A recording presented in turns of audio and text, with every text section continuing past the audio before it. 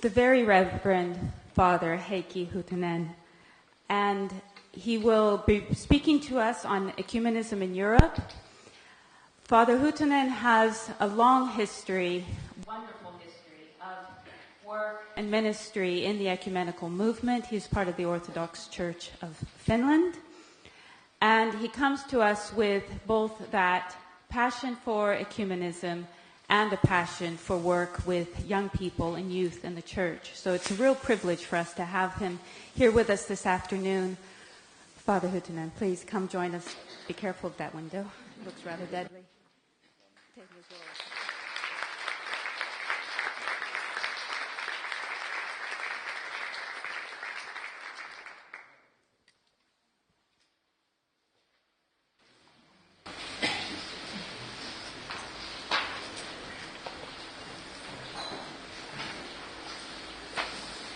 Christ is risen. He is risen indeed. Wonderful. Nice that you know this Orthodox Easter greeting, as it still is Easter time. And I think it's not only an Orthodox greeting, but a greeting that unites all of us. I missed your opening evening last night because I was attending Lutheran Church Days in my native country, Finland. And I was part of a panel discussing religions, peace, integration, such questions. And in the panel, a Jewish friend of mine was talking about the fear that he, with his children, with his wife, experienced because of the sudden and abrupt and violent attacks on Jewish people in different parts of Europe, which are a growing reality in Europe. We don't remember it so very well because we have other kinds of attacks also happening, but this is also true.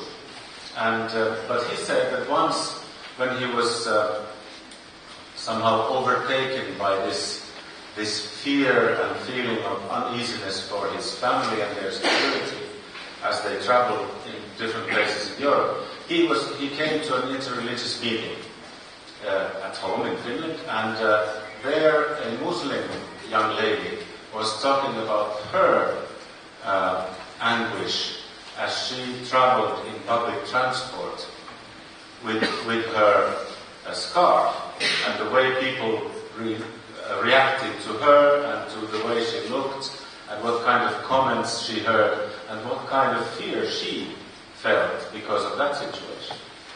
And that's when Jaron, this Jewish friend of mine, said that he felt a kind of an exchange.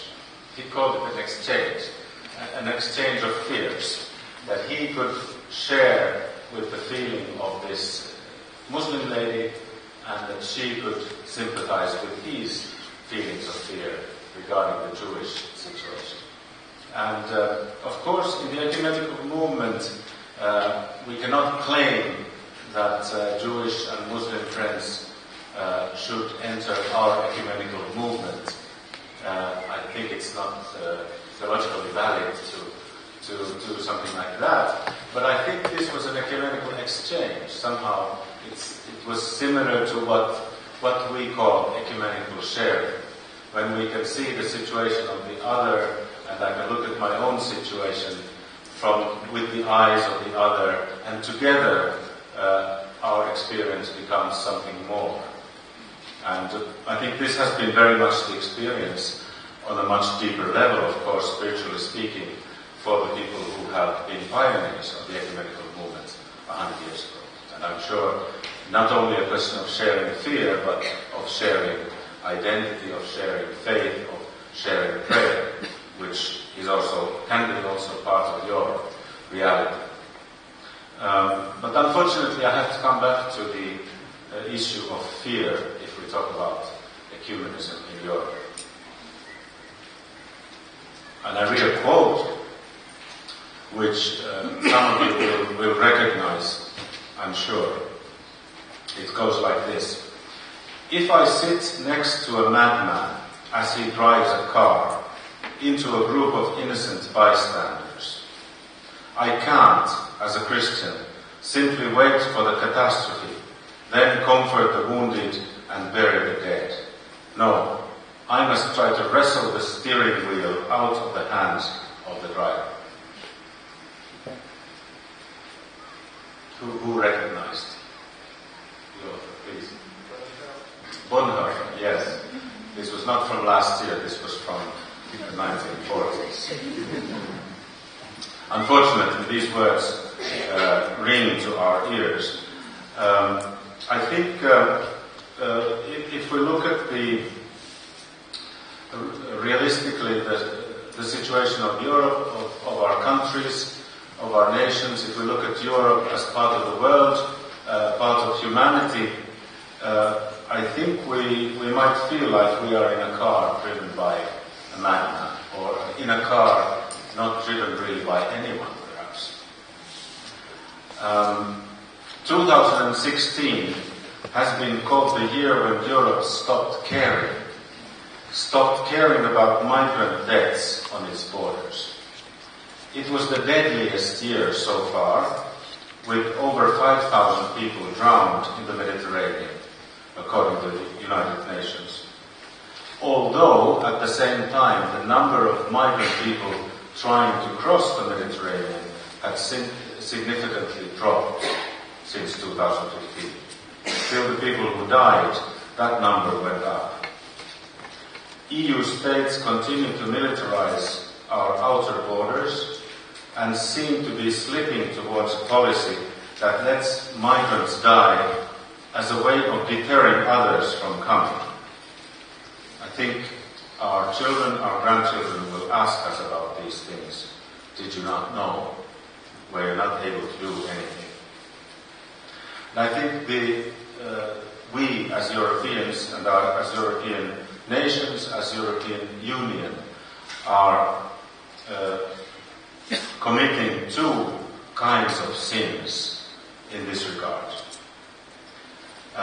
The first sin is related to the deaths in the Mediterranean, and that is the unwillingness of European states to open legal passage into Europe.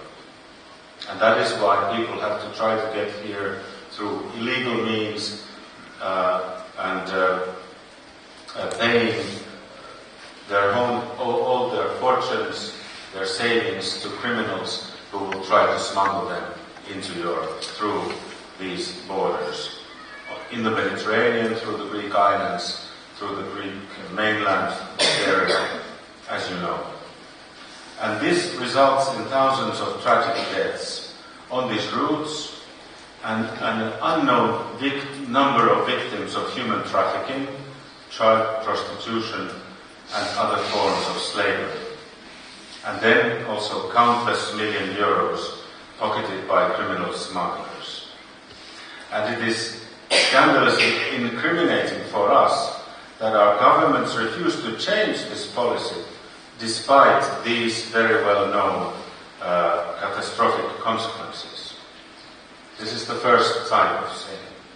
The second type of sin is committed against those who manage to get into our countries, but finally then don't receive legal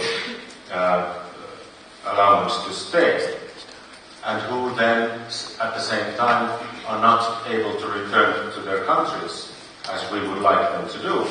So, these people stay here without a legal existence, the so-called undocumented people. And this group of people, nobody knows how many they are. I think in Germany it's a question of tens of thousands of people. In smaller countries it's a question of thousands of people. And these numbers are growing. And we don't want to know. We don't want to think about this. And we are creating a class of people who we want to ignore, who we want not to see. We want them to be invisible. We're not really interested in whether they live or die. And this is the second kind of sin. And you understand that these two sins are very, very serious, very sad, and they bring a very great burden of responsibility on us. At the same time, we are busy with thinking about the European Union and its ideals. The churches also, we would like to remind that the European Union in its origins, we say, is a peace project. It has some fundamental values. The free movement of people, ideas and goods, democracy, the rule of law, human rights. We quote these principles. We would like to see the European Union as a success story. But in light of the situation of the world, we have to look at our Europe from another point of view. We need to position our thinking and our considerations about the European situation into the situation of the whole world and of the whole humanity. And this is what our organization, the Conference of European Churches, among others, is trying to do. If we claim and we look at the fact, which is a clear fact, that there has been no armed conflict within the European Union during its existence since the 1950s. This is a real achievement, and this we can admit. But if we look at the other goals and aims of the European Union, there is one area which is closely linked with the two kinds of sins I was describing, and this is an internal European matter which we have almost forgotten. The aim of social equality, social development of an equal nature for all Europeans. If we look at the problems of the European Union, the most serious challenges about European identity, about defining ourselves as Europeans, belonging together or not belonging together, I think this question of social equality and the lack of it comes close to the core of the matter. There is a sense of disappointment with the European project, although we would like to think of it as a success story. Much of the disappointment is to do with the newest members of the European Union, who come from the Central Eastern European area with the background of the history of the communist time, and who have not reached really the aims that they had when they joined the European Union. Some people from countries like Hungary or Slovakia would say, well, the only thing we have achieved is that we can achieve the better standard of living when we move out from home. We can achieve it in a different country, but it hasn't really come true in our own country. I don't know to what extent we can analyze these feelings, but clearly we have to take them into account. We have a deep sense of being betrayed by the European solidarity, by South Europeans, Greeks not the least, people who feel that European banks doing business in South Europe have been saved, but the ordinary people and their everyday lives have become more and more difficult, and the crisis is not over, it's continuing. So we are seeing these kinds of very serious challenges to the very belonging together of the European Union. Also, I have to add to my list of worries then the way we as Europeans or people of the European Union, how we relate to our closest neighbors and to the fact that we have war very nearby our outer borders. Ukraine has been mentioned here today. We have mentioned Syria, Iraq. There's also Libya, places where the European Union has not been able to bring about peace. There was a war or 2 wars, 3 wars in ex-Yugoslavia, just almost within what we call the European Union area. So,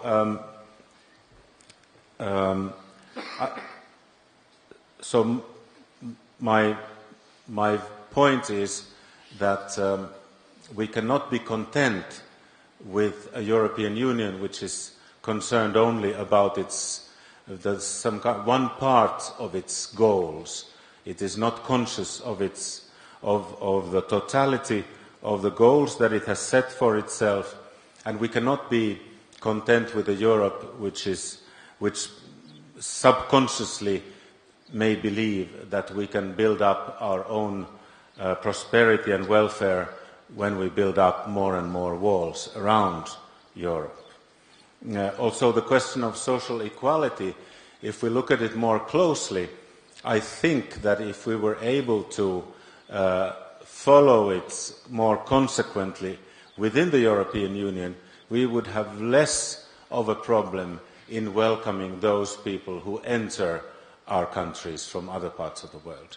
We could live with the challenge of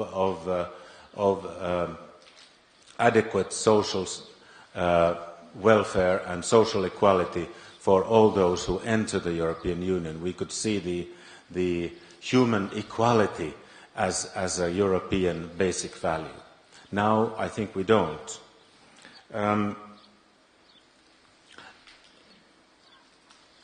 The Conference of European Churches was started in order to respond to the question of differences and political walls between European countries in the 1950s.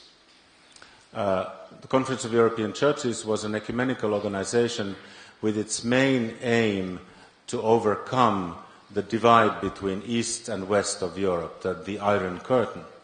And we can say that in the course of 1950s and 60s, much was achieved by the churches who decided that despite all the difficulties, they were ready to work together.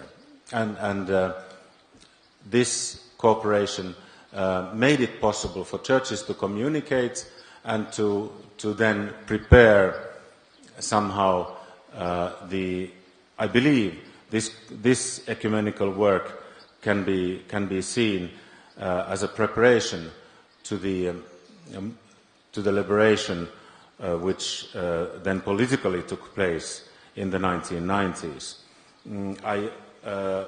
I can see that from the Eastern European point of view, the ecumenical movement somehow looked like it was used by the communist regime and their foreign policy. This is one way to look at the thing, but I think we would need to look at it more closely and see that there are some other sides to this reality. The Conference of European Churches then also has another root, another background for its history. It was also an initiative of people working in the new European institutions in Brussels who thought that the churches should have a voice in those institutions. And that is how the presence of the first of the Western European Protestant churches was established in Brussels, and later Anglican and Orthodox churches joined that cooperation, the Catholic Church developing its own presence parallel to this one.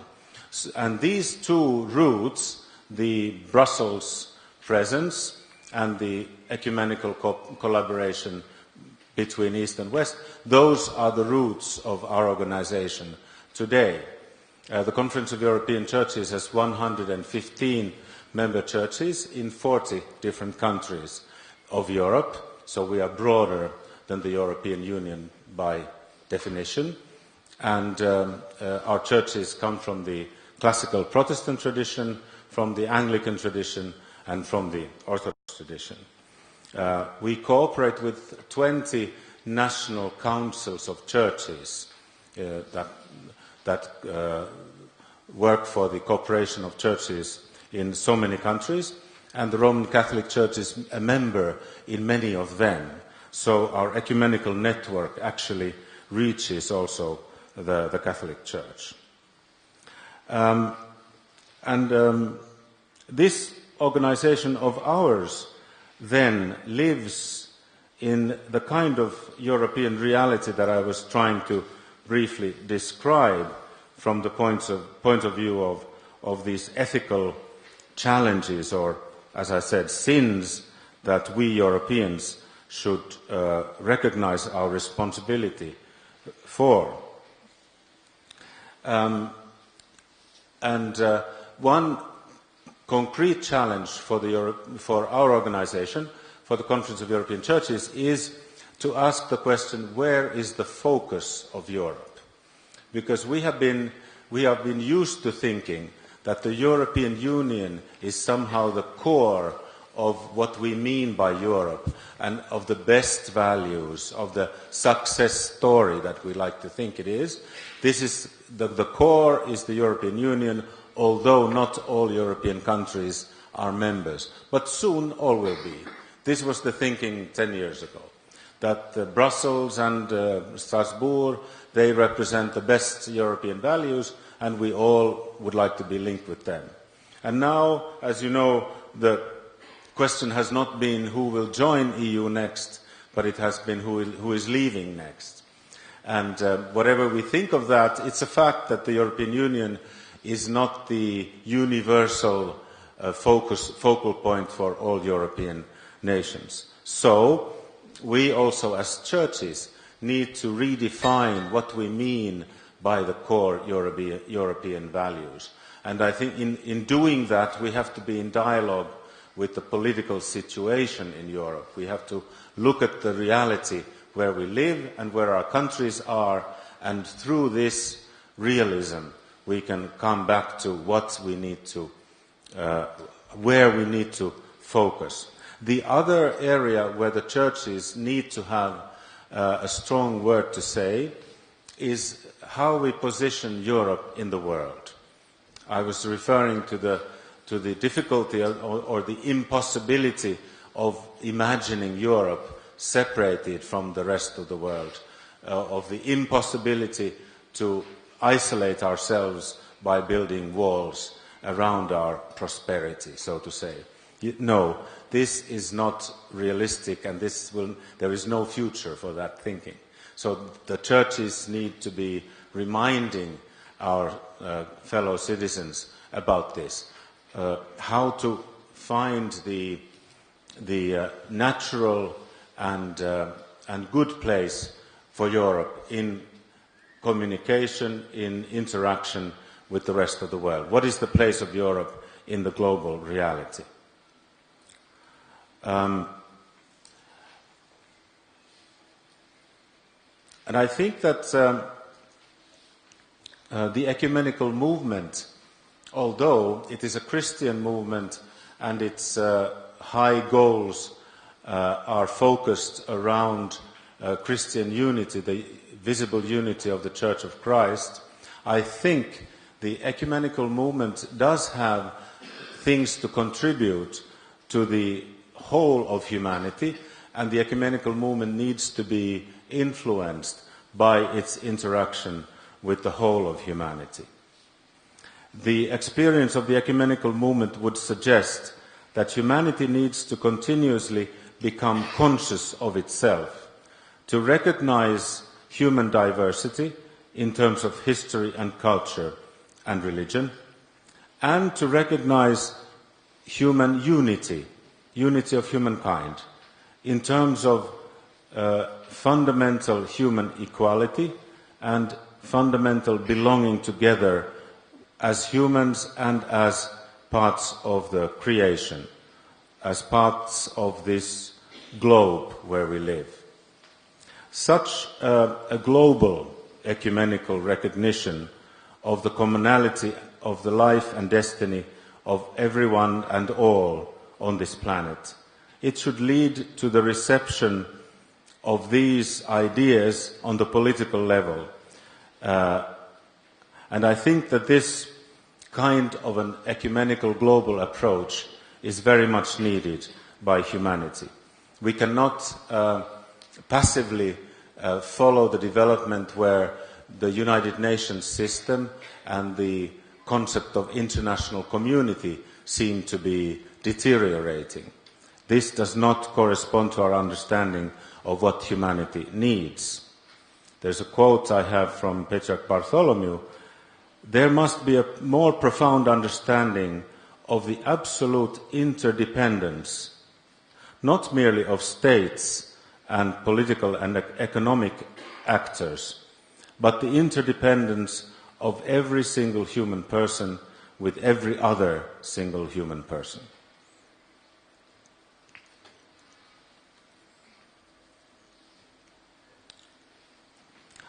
So, if we look and discover the evangelical core of the ecumenical movement and of the ecumenical calling, I think then we also discover how our ecumenical story has relevance for our mission, our presence, our service to the world.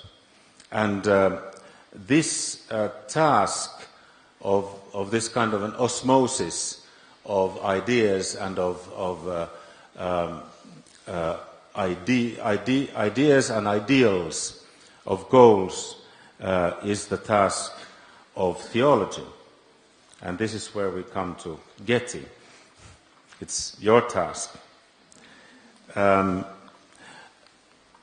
It's very encouraging that young people come together as you do, and it's very encouraging that they come together globally, even if we are based in Europe.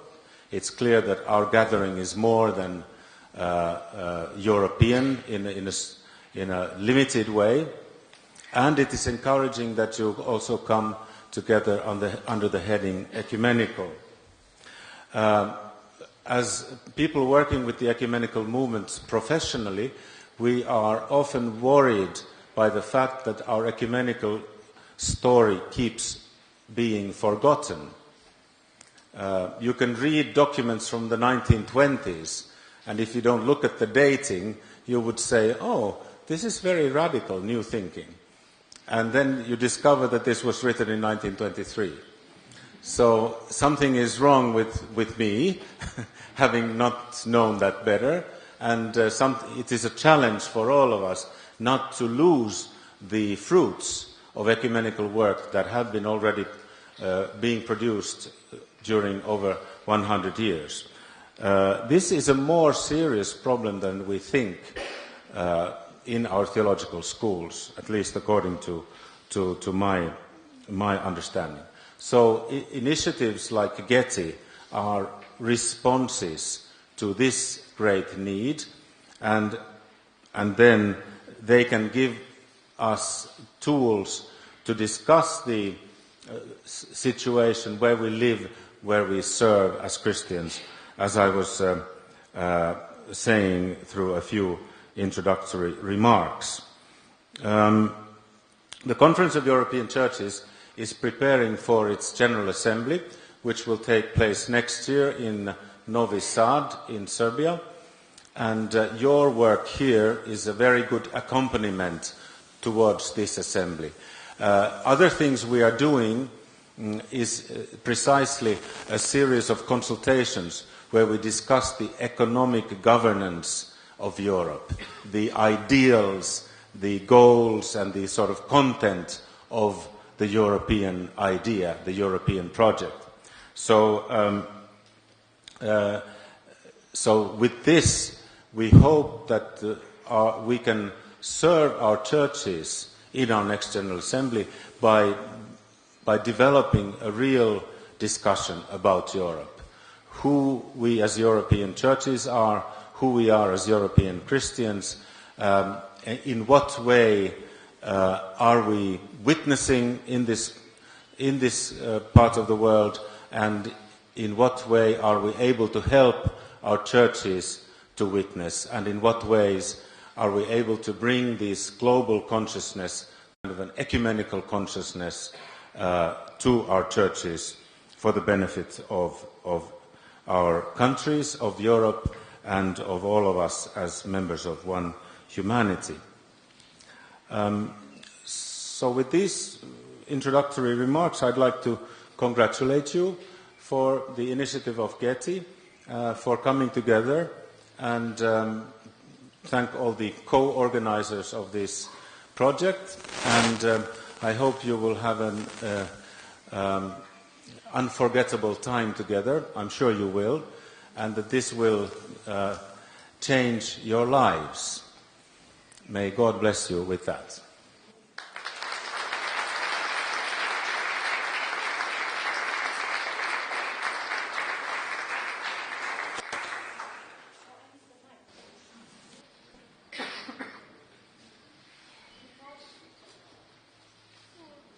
We thought that an umbrella would not be so comfortable on your flight, and that's why you get...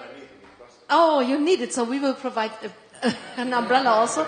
But we want to give you our treasure, because we provided an internal book, but we give it to our father Heikki. He will use it confidentially, and it is the treasure of all those who participate in here in GETI, and it is the faces and the stories and the witnesses of all those who gather here. Thank you very much for your keynote lecture and your wisdom. Thank you. This is for you. Thank you very much.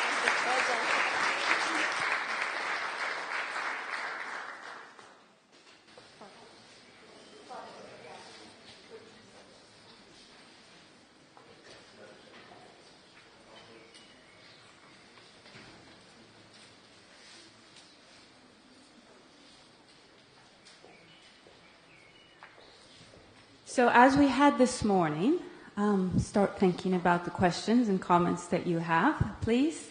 And shouldn't there be a mic right here? Is this it?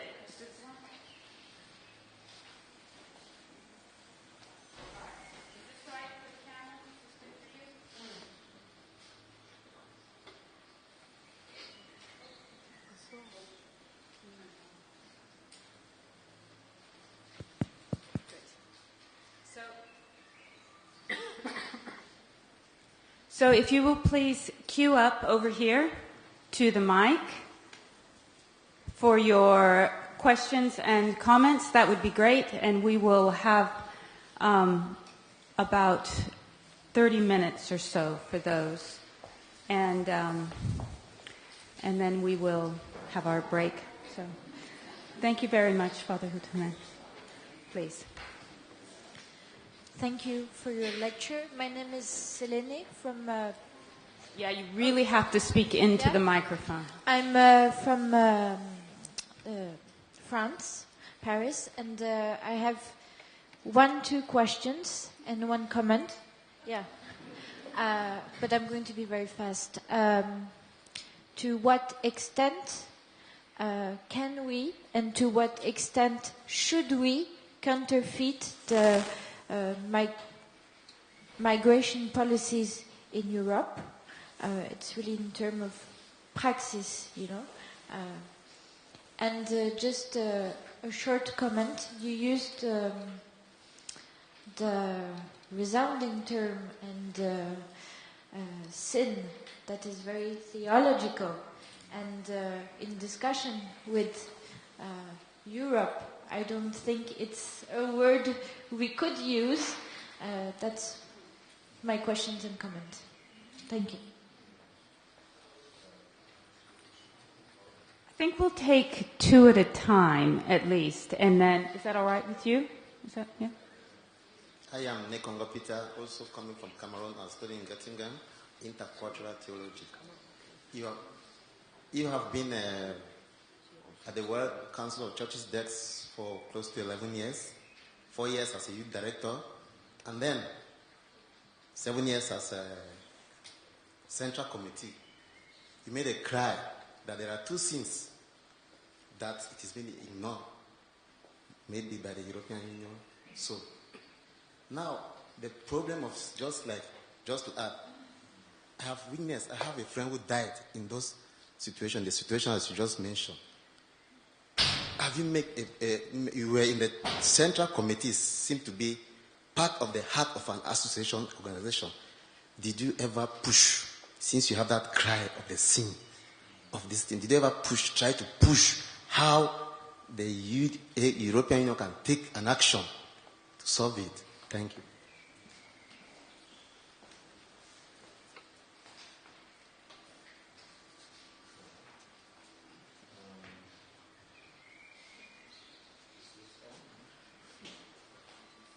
Maybe now? Yeah.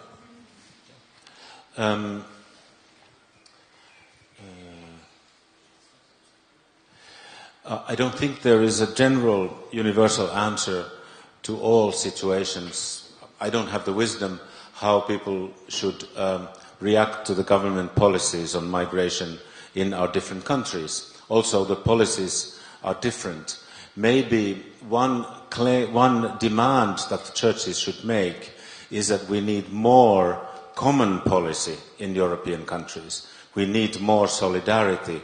We need more sharing of the responsibility, and we need more common principles, because even the legislation regarding the asylum and forced return of people and so on are not similar in different European countries, and that mixes up the situation very much. So that could be a common demand by churches in different countries. And I think in some instances the churches have been trying to voice this kind of claims. Otherwise, it's equally important for us to be concrete and to act where we are. And as I think this is a very serious moral issue, not only a day-to-day political or social welfare issue. I think it's a serious moral issue. That's why I dare to use the word sin, which is not a fashionable word in the church even.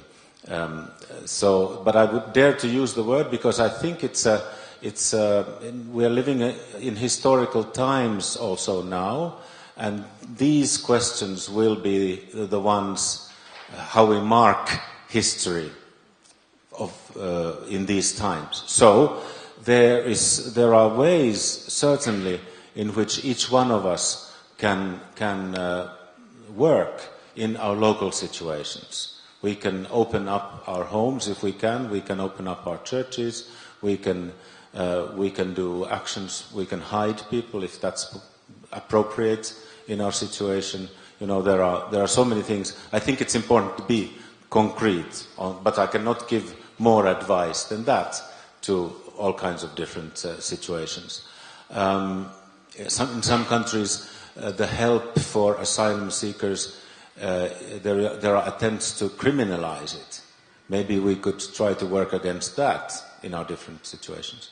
Whether it's wise then to use Christian language or bad words like sin in political context, of course, your question is right. And I'm so new in KEC, only a little bit over 1 year, so I can claim I'm still blue-eyed and fresh, so I don't need to know all the political finesse. But I think in different situations, different wordings are useful. And maybe I would add that I don't think the churches need to be shy about who they are, because that's the only specific thing we have to give. If we try to mix into the group of NGOs with social concerns, we will not be very distinguishable, and we will not do the things better than somebody else does. So for our own identity, maybe we don't need to be always shy about Christian language either.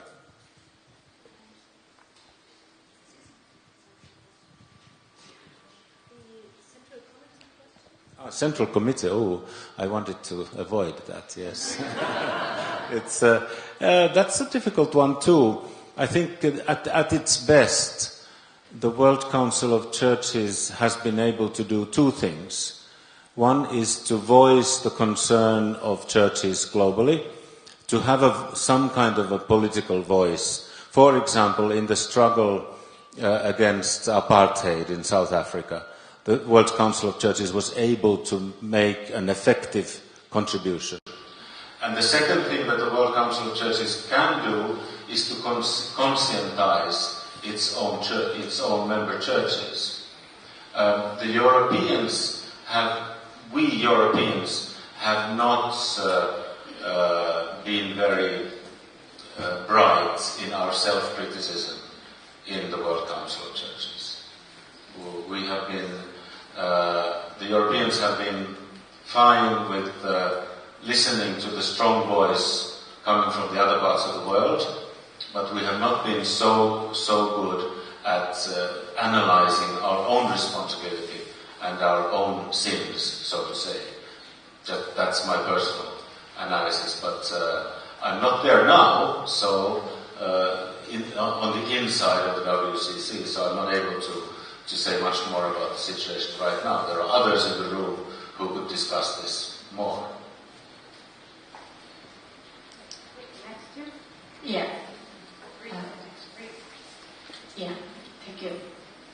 My name is Johanna. I come from Indonesia. I'm studying in Huttunen Mission Academy. Islam is a majority in my country. Even though Christian in Indonesia has been intolerant in many cases, but I'm happy to hear that Islam integrates in negative image. But in reality, we have many cases about Islam fundamentals in my country, maybe in other country too. So no matter, no problem if we make a dialogue with any religion. Islam in my country also, in Islam Democratic is no problem. We have many friends of Islam Democratic. They have a positive thinking about minority, but for fundamental Islam, or any fundamental others, who will be make dialogue with them for any fundamental in any religion, even the Christianity, because in mainstream Christianity, dialogue with any Christian, any religion, democratic is no problem, but with fundamentalists. And in our context in Europe, about migrating, how does the churches make a dialogue with fundamentalists, or have a program to make a dialogue or anything? Because it is difficult in my country how to dialogue with them, because behind there is a big power. So it's difficult. Islam Democratic also have a difficult to dialogue with them. Thank you. Verena from Münster in Germany. You talked about these documents from the 1920s, ecumenical documents that seem radical to us today because we kind of lost them, or the knowledge about them on the way to just know them kind of naturally in everyone. And I wondered if you could explain a little more about why you think this is so difficult to really keep what we already reached and to really let it come to every person and to the churches. So would you say there is a problem of reception really, and how could we tackle this?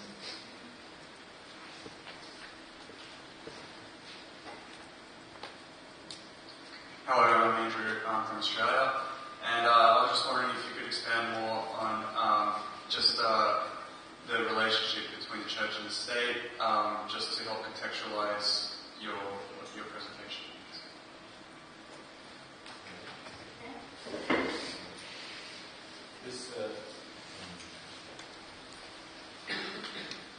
This question about dialogue with fundamentalist Islam or fundamentalist Christianity is a very important one.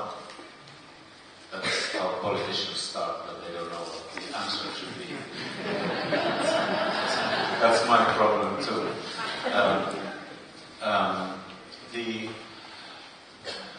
I think in different European countries we have a variety of best practices, so-called best practices of dialogue between religions and also between Christianity and Islam. But of course we are still starting. We have been doing this in the course of 20 years, maybe 30 years. Formalized, organized dialogue is not older than that.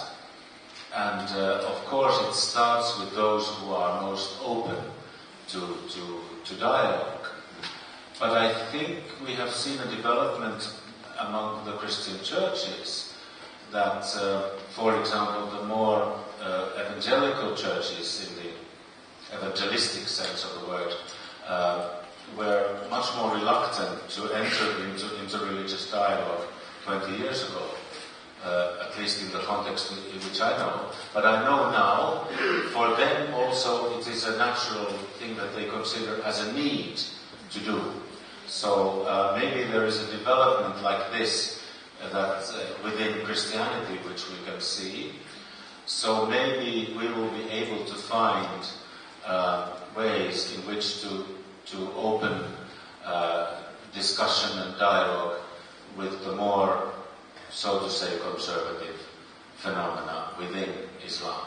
But those of you who know Islam better would say that Islam is such a great religion with so many different expressions that we are dealing with something that we know only very little until now, and that we have a million good possibilities.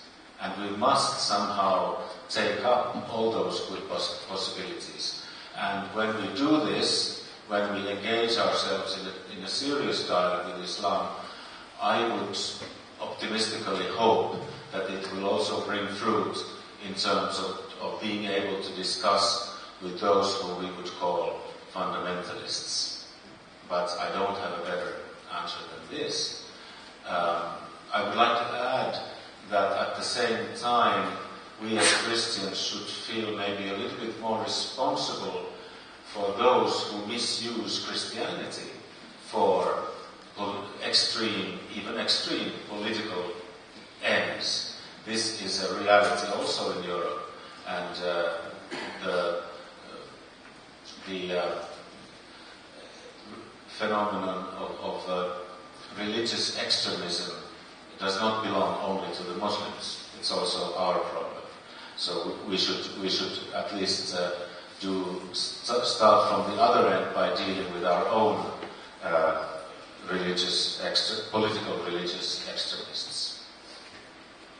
And what is the problem with which I was referring to, that we seem to run the risk of losing the fruits of the ecumenical dialogue? I have been thinking that it's maybe a question of education, that ecumenism, I don't know if it's a good word, but it is not a favorite theological discipline presently. I think there are several universities where the Department of Ecumenical Studies has somehow been changed into religious studies or something in that sense. So I don't know if we have enough academic resources, academic manpower, womanpower, to deal with the heritage we have and how to give it further to the next generation. I hope it could be done more than it's being done now, and I think that answers are in the hands of those who deal with theological education, and those who work with Christian education in our churches and publish things, and how much are the fruits of the ecumenical movement made known with our new generations, with the people who are active in our churches. I don't only mean professional theologians. I mean, my thinking goes beyond. I think we need it for all church members.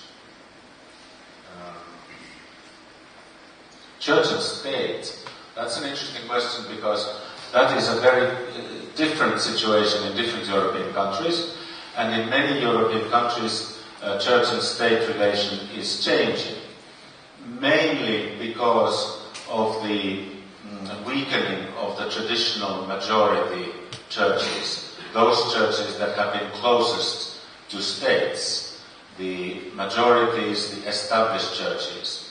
And different countries are at on different stages in that development. The Church of England is still called established church, and they do have some signs of that position in the society. Bishops are members of the House of Lords, for example. But this church does not represent the majority of the people in England or in any part of the United Kingdom, and this church does not receive any special government support. There is no church taxation, for example, and no government subsidies for the Church of England. So it's an interesting mixed situation. And the whole variety goes until Denmark, where the Lutheran Church is still a state department, if I may briefly characterize it like that. And this, presently, I think there is no plan to change in Denmark. It's considered a good situation, and probably it's much more equal with other churches than it sounds, but that's one reality. So the church and state relationship is changing, and churches in different countries in Europe are uneasy about these changes. Especially the historic majority churches are worried about their presence and their service to the society. They're worried about their finances. They're worried about the number of their members. But churches who have perhaps always been out of government support, churches who have always been so-called free churches in Western European countries, maybe they can give some consolation to these older churches that it's possible to survive in the new situation also.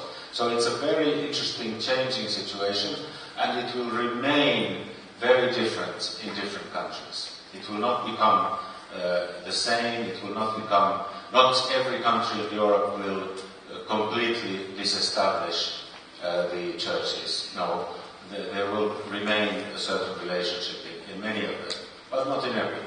So that's a sort of a general European response to that question. The next two, please. And the queue is closed. Hi, Hui from Cambridge, UK. I'm glad you finished on that question, because I want to push you a bit further on. You talked about where's the focus of Europe, and what do we mean by European, and what is Europe, and the ideas behind it. And the question I have is, to what extent you think the ecumenical movement, or just Christian churches in general, need to think about how understanding of European needs to involve a theological dimension, and to what extent that there is a rightful place for theology in that question, and to what extent you think it's, pragmatically speaking, wise to still maintain a strong distinction between thinking about the question of European without elements of theology, and to what extent you think that's a problem. I just want you to comment.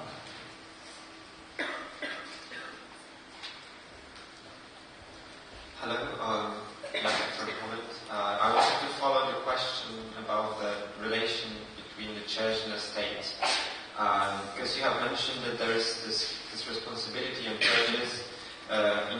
regards to the humanitarian crisis, that they need to take a stand, that they need to make sure that their voices is being heard.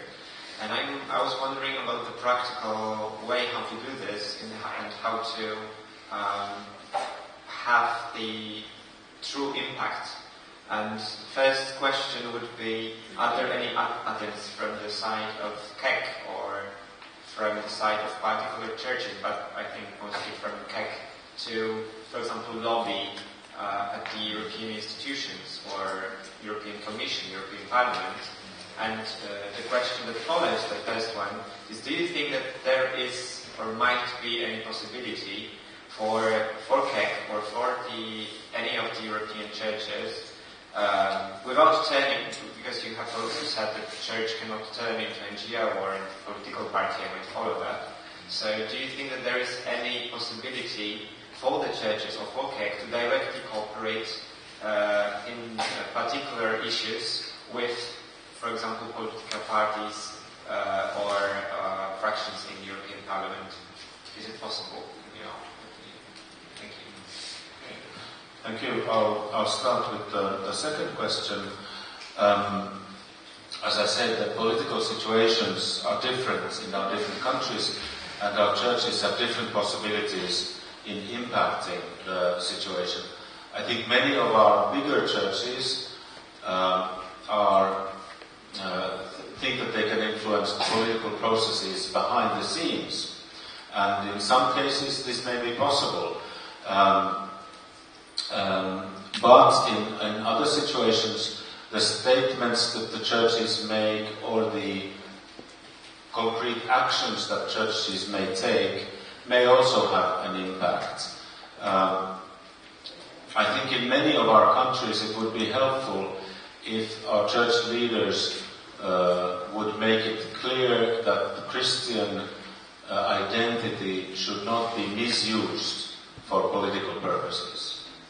That could be one thing that our churches could say out loud, and which is not being political, but it is also a spiritual issue that the churches would react to such situations. Then there can be other situations where even smaller churches can open new ways of thinking. I'm thinking of the example of the Italian Protestant church, which is a small minority, but who have been able to cooperate with the Italian government in opening humanitarian, legal, safe passages into Italy for refugees, so that people can, in a legal way, enter Italy, and then they can receive asylum status and so on. So that the small church has been able to make this kind of a rather symbolic action, but a very concrete one, and people are legally moving into Europe through this passage all the time. Of course, in many situations, for example, like Greece, the church, the local churches, the congregations are doing concrete things all the time, despite the economic crisis there. They are feeding thousands, hundreds of thousands of people every day by the voluntary action of the congregations and the church members. So there are situations where the churches maybe are in their actions they are more invisible than we would always like. Also, I know that in some Central European countries, the reaction to the migration situation, to the refugees, for example, by local congregations has been different from the church leadership.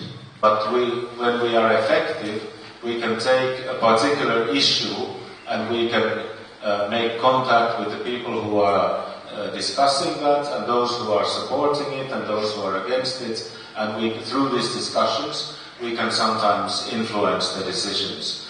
And when we do it together with other Christian organizations, such as the Catholic counterpart we have, or the Quakers, who have a strong presence in Brussels, or the Salvation Army, or other specific Christian organizations, we can achieve some goals. And when we do this, we need to be as professional as the other NGOs. But we have to do it openly with our own identity as churches. And then we have an extra ear, so to say, from the side of the politicians. And yes, we do cooperate with the political parties in the European Parliament, and we try to do it in a balanced way, so that we're not identified with one or two groups, but that we have contact and common interests with more than one group. In the last 6 months, the issues of freedom of religion or belief have been very much on the European agenda. They are new items on our political agenda. 5-6 years ago, they did not exist for the European politicians. But now, through the events related to so-called Islamic political extremism, religion is back on the political agenda. And there are several different developments where also the churches have been able to influence the discussion and bring expertise, knowledge, understanding into the discussion. And in such way, we have had some influence there. Is there a theological aspect to being European? I think we have as many approaches to that challenging question, as many as we have European countries. We would have, and the differences of our approaches might not depend so much on our theological tradition as the historic position of our church in our country. Maybe the theological understanding of European identity by a minority church of Orthodox tradition will not be so different from a minority church of Lutheran tradition in different countries.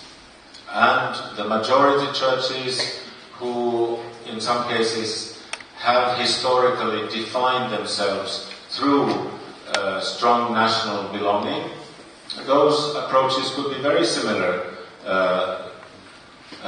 in different theological traditions. So the European, our common European discussion about what is it to be European and what is the theological dimension in that holds this kind of different approaches. And we are, as KEK, we are hosting a seminar in November of this year. Katerina actually is doing that, on the question of how did the Reformation form our different European religious identities. The Reformation, of course, gave birth to the Lutheran, Reformed, Anglican identities, but it also influenced very much the Roman Catholic identity. And in some cases, it had an influence on the Orthodox identity also. So we're going to ask this question together and see what kind of a discussion we will have and how relevant is it for today's Europe. Yes, thank you.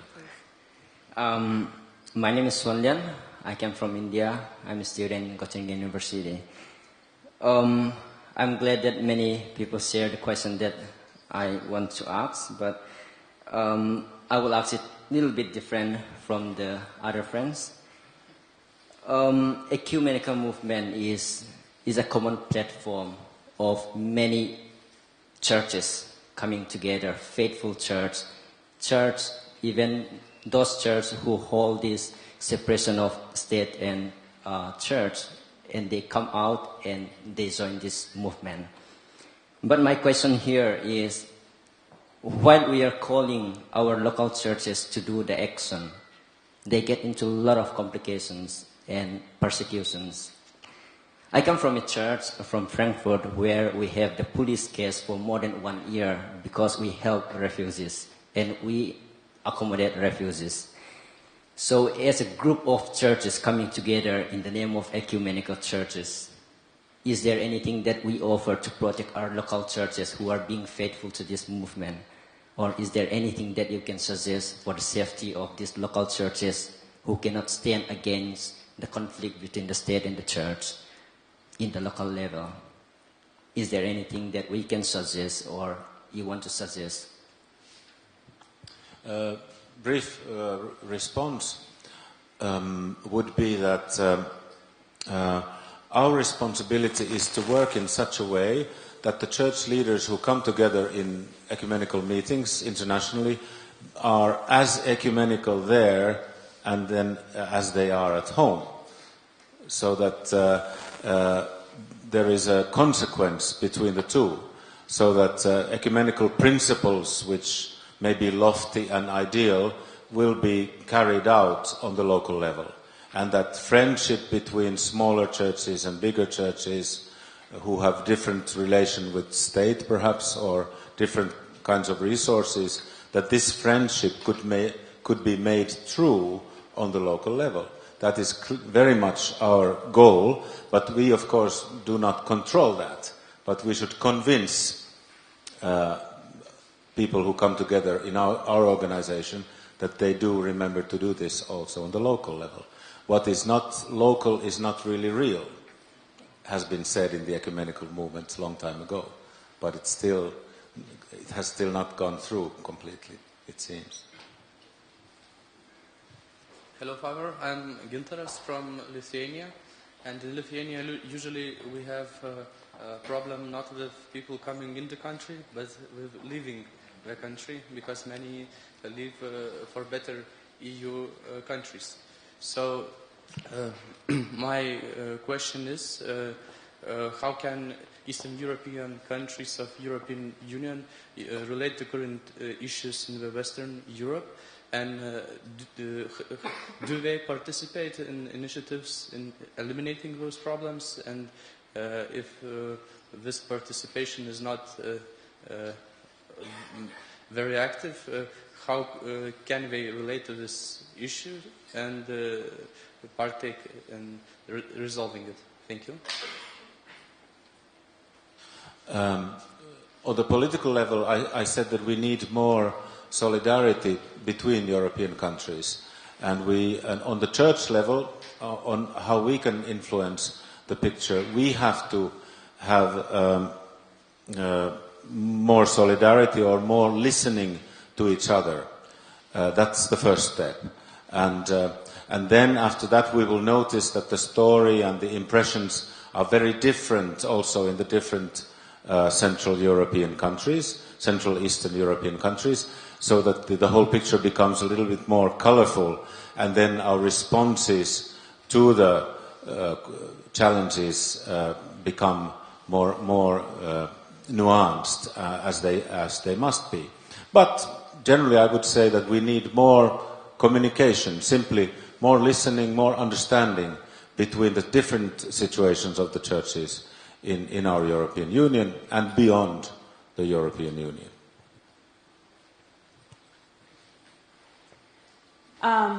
Father Heikki, thank you very much for being with us. I think you will be protected from the rain after all. Thank you.